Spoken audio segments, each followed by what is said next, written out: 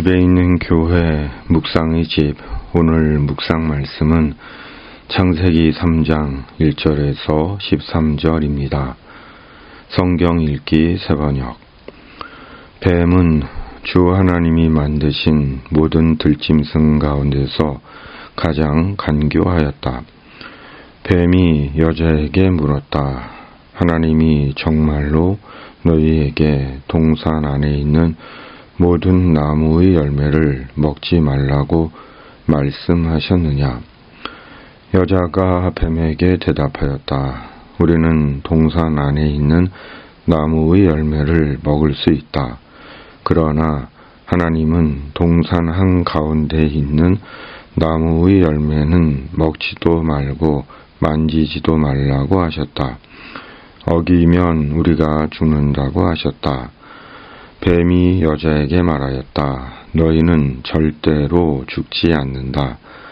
하나님은 너희가 그 나무 열매를 먹으면 너희의 눈이 밝아지고 하나님처럼 되어서 선과 악을 알게 된다는 것을 아시고 그렇게 말씀하신 것이다. 여자가 그 나무의 열매를 보니 먹음직도 하고 보암직도 하였다. 그뿐만 아니라 사람을 슬기롭게 할 만큼 탐스럽기도 한 나무였다.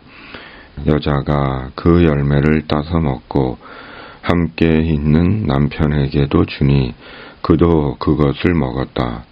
그러자 두 사람의 눈이 밝아져서 자기들이 벗은 몸인 것을 알고 무화과 나무 잎으로 치마를 엮어서 몸을 가렸다. 그 남자와 그 아내는 날이 저물고 바람이 서늘할 때에 주 하나님이 동산을 거니시는 소리를 들었다. 남자와 그 아내는 주 하나님의 낯을 피하여서 동산 나무 사이에 숨었다. 주 하나님이 그 남자를 부르시며 물으셨다. 네가 어디에 있느냐? 그가 대답하였다. 하나님께서 동산을 거니시는 소리를 제가 들었습니다. 저는 벗은 몸인 것이 두려워서 숨었습니다.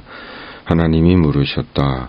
내가 벗은 몸이라고 누가 일러주더냐? 내가 너더러 먹지 말라고 한 그 나무의 열매를 네가 먹었느냐?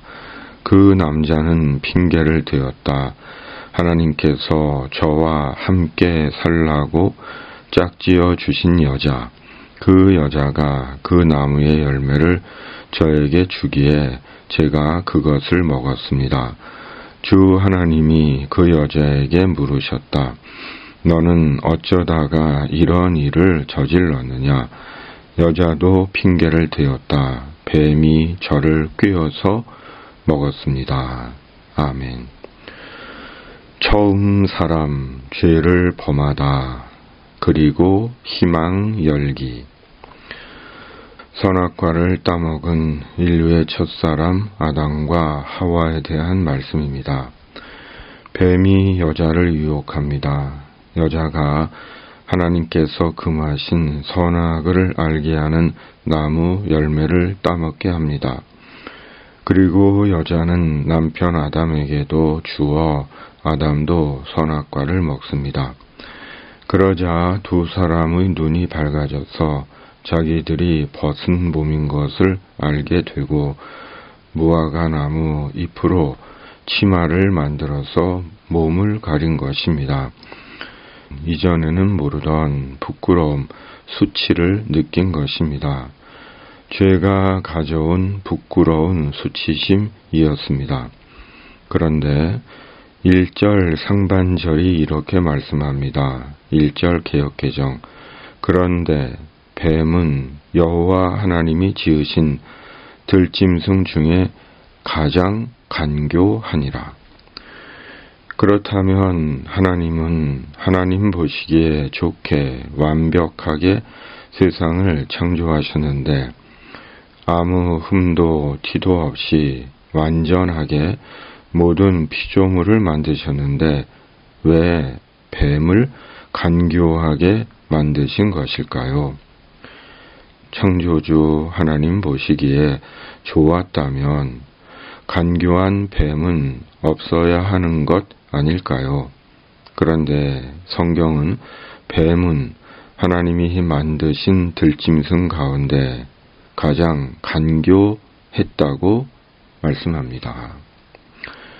하나님께서 간교한 뱀을 만드신 것입니다.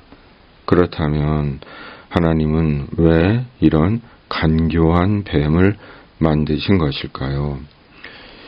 이유는 모든 만물을 사람을 위해 만드셨듯이 사람을 지혜롭게 하시고 단련하시고 강건하게 하시고 올곧게 하기 위해 만드셨다는 생각이 듭니다.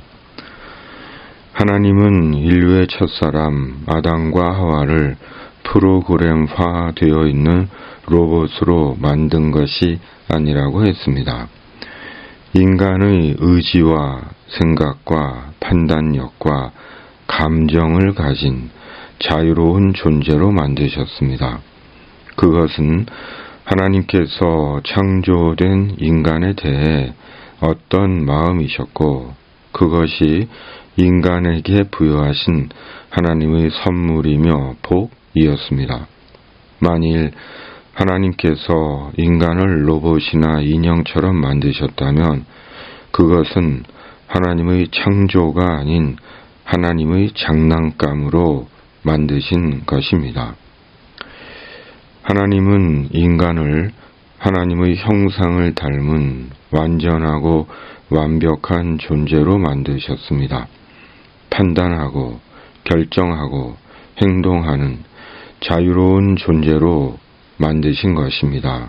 그러므로 판단하고 결정하고 행동하는 것은 인간 자신의 몫이었습니다. 세상에는 간교하고 악한 뱀 같은 사특한 인간들이 있습니다. 자신의 이익과 욕망을 위해 다른 사람을 이용하고 파괴시키는 자들입니다. 모두 선하고 순수하고 이타적인 사람들이 아닙니다. 겉과 속이 다른 인간들이 많습니다. 교회 안에도 있습니다. 그럼에도 문제는 하와처럼 그런 교묘한 사람을 잘 분별하지 못한다는 것입니다.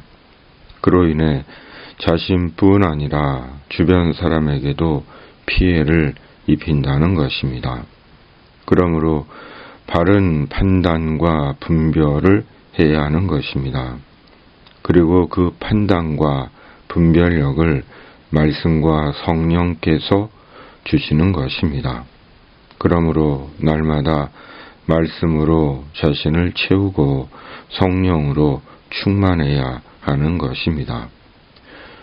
하와가 하나님의 말씀을 소홀히 여기고 잊음으로 죄에 빠진 것처럼 매일 말씀을 읽고 묵상하고 기억하고 믿고 말씀 가운데 행하시는 성령의 능력을 입고 살아야 하는 것입니다. 죄로 인해 무너진 아담과 하와에게 하나님께서 찾아오셨습니다. 그리고 아담과 하와에게 물으셨습니다. 그러자 둘은 하나같이 상대에게 책임을 돌린 것입니다. 아담은 하와에게, 하와는 뱀에게 책임을 돌렸습니다. 자기 탓이 아닌 남 탓으로 돌린 것입니다. 더욱이 애틋한 사랑의 고백을 하고 한 이불을 덮고 자던 자기 아내에게 책임을 돌리며 탓을 한 것입니다. 남 탓을 하는 시대입니다. 자기 탓은 없습니다. 거의 남 탓입니다. 더욱이 성도는 교회 탓, 교회는 성도 탓, 목사는 교인 탓, 교인은 목사 탓, 목사끼리 탓을 하고 성도끼리 탓을 합니다. 탓이라는 질병에 걸려 있는 것 같습니다. 그러나 엄밀하게는 남 탓이 아닙니다. 내 탓입니다. 혹 남 탓처럼 보이는 경우일지라도 실은 내 탓입니다. 철저하게 살아계신 하나님을 믿지 못하고 전능하신 하나님을 의지하지 못하고 살아있는 말씀을 믿지 못하고 말씀을 의지하지 못하고 성령님을 의지하지 못하고 더 기도하지 못하고 더 인내하지 못하고 더 기다리지 못하고 더 긍휼히 여기지 못하고 더 나누고 베풀지 못하고 더 용기 있고 정직하지 못하고 더 신앙적이지 못한 내 탓입니다. 결코 남 탓이 아닙니다. 내 탓입니다. 예수님이 죄를 인간 탓으로 돌리셨다면 예수님은 십자가에 못 박히지 않으셨을 것입니다. 자기 탓으로 돌리셨기에 십자가에 못 박히신 것입니다. 남 탓이 아닙니다. 하나님, 예수님 탓은 더더욱 아닙니다. 내 탓입니다. 남 탓만 하고 있는 한은 인생의 밝은 미래는 없습니다. 아멘. 하나님 아버지, 사는 동안 말씀과 성령으로 바른 판단과 분별을 하며 죄의 유혹과 파멸의 악에 빠지지 않게 하시고 남 탓이 아니라 내 탓임을 바로 알고 주님 안에서 밝은 희망과 미래가 있는 인생을 사는 자 되게 하여 주시옵소서. 올해도 이 땅의 모든 악과 불의와 거짓과 사이비 이단들이 사람을 속이고 해치고 공동체를 어지럽히지 못하게 하시고 주님의 공의와 정의를 이루어 주시옵소서. 올해도 세상의 힘겨운 인생을 사는 이들의 삶에 주님께서 친히 개입해 주셔서 주님의 위로와 도움과 소망으로 그들을 붙들어 주시고 인도해 주시옵소서. 올해도 주님의 사람들을 생의 모든 위험에서 주님의 천사로 지켜 주시옵소서. 우리 구주 예수 그리스도의 이름으로 간절히 기도하옵나이다. 아멘. 하늘에 계신 우리 아버지, 아버지의 이름을 거룩하게 하시며 아버지의 나라가 오게 하시며 아버지의 뜻이 하늘에서와 같이 땅에서도 이루어지게 하소서. 오늘 우리에게 일용할 양식을 주시고 우리가 우리에게 잘못한 사람을 용서하여 준 것 같이 우리 죄를 용서하여 주시고 우리를 시험에 빠지지 않게 하시고 악에서 구하소서. 나라와 권능과 영광이 영원히 아버지의 것입니다. 아멘.